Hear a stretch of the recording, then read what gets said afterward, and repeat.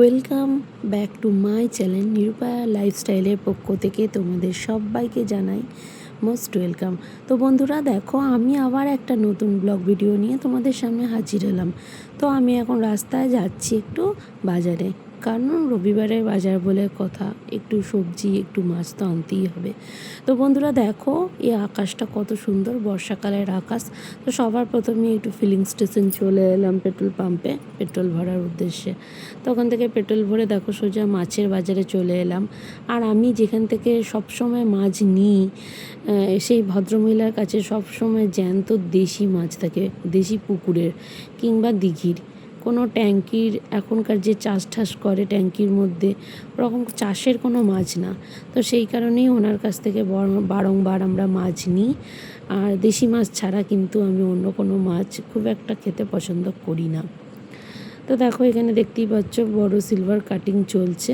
আমরা এত বড় মাছটা নিই নাই, কারণ আমার বাড়িতে এখন কেউ নেই, ফ্যামিলি মেম্বার কম, সেই জন্য ওই মাছ থেকেই অল্প করে মাছ নিয়ে নিয়েছিলাম। তো মাছ নিয়ে দেখো চলে এলাম সোজা কি সবজি নেব না নেব সবজি দোকানে।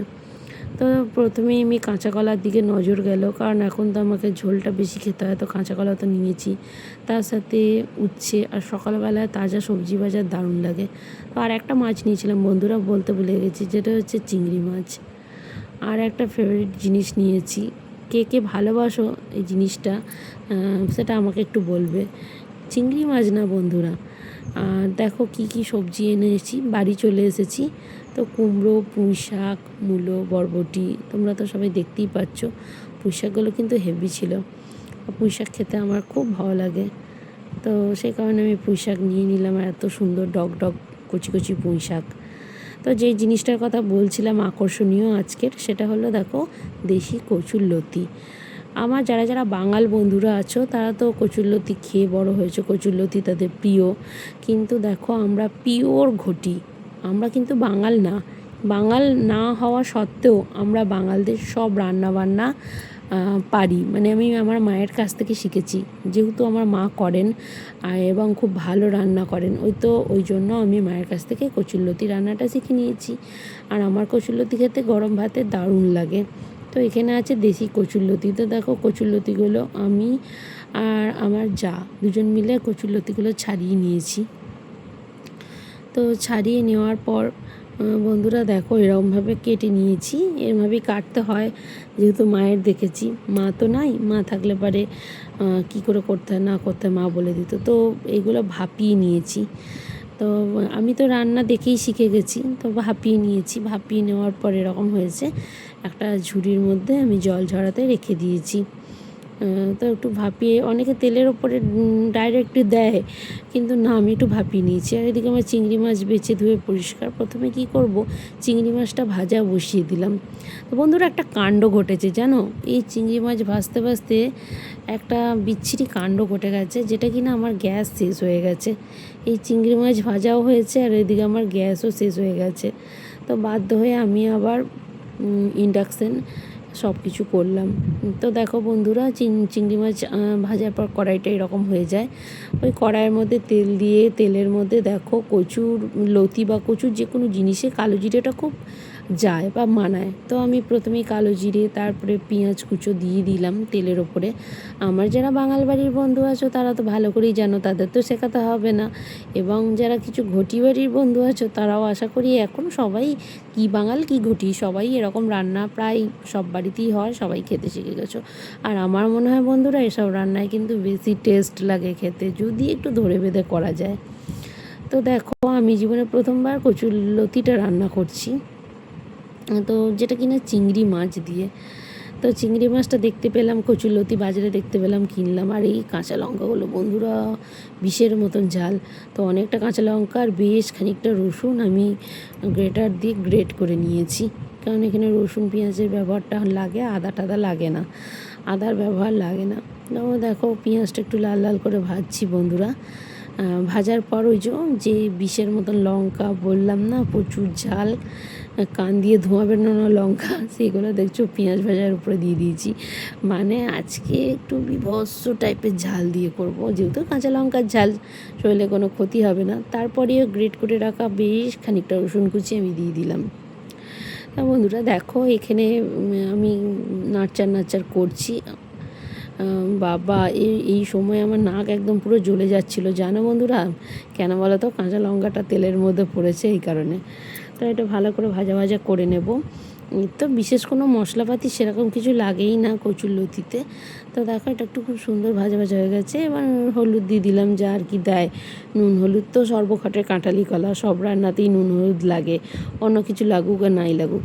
তো দেখো এরকম হয়ে গেছে। এবার দেখো আমি আর সিদ্ধ করে জল ঝরাতে রাখা কচুরলতিগুলো আমি দিয়ে দিলাম ওই মশলা ভাজাটার উপরে। তা দেখো এই মশলা ভাজার উপরে কচু সিদ্ধ করার যে লতিটা ছিল ওটা দিয়ে খুব সুন্দর করে নাড়চাড় করছি আমি। তো বন্ধুরা দেখো নাড়চাড় হচ্ছে এখানে, বুঝতেই পারছো। তারপরে লবণ দিয়ে দিলাম, কারণ সিদ্ধর সময় লবণ দিতে নেই, শুধু সিদ্ধ করতে হয়। তারপরে দিয়ে দিলাম লবণ দিয়েও আমি ভালো করে নাড়চাড় করছি। তোমরা দেখতেই পাচ্ছ আমি কিভাবে নাড়চাড় করছি। নাড়চাড়টা কিন্তু অনবরত করে যেতে হবে। তো নাড়চাড়টা করছি খুব সুন্দরভাবে। আমি একটু মিষ্টিও দিয়েছিলাম বন্ধুরা, এগুলোতে একটুখানি সামান্য পরিমাণে মিষ্টি দিতে হয় টেস্টের ব্যালেন্সের জন্য। তারপরে ভেজে রাখা ওই যে চিংড়ি মাছ, এগুলো ওপর দিয়ে আমি দিয়ে দিলাম, আর কিছুই না। নাড়চাড় হয়ে গেল মানে তোমার কচুরলতি রান্নাও ডান। আর বিশেষ কিছু তো প্রয়োজনই লাগে না।